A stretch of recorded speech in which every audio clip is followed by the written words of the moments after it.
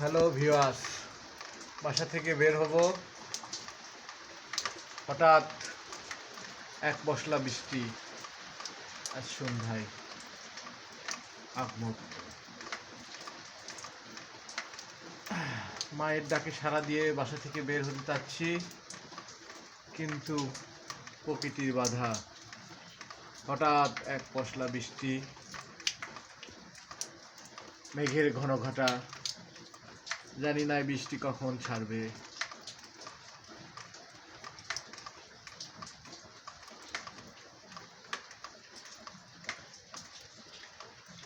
আমাদের কলোনির আকাশে মেঘের ঘন ঘটা।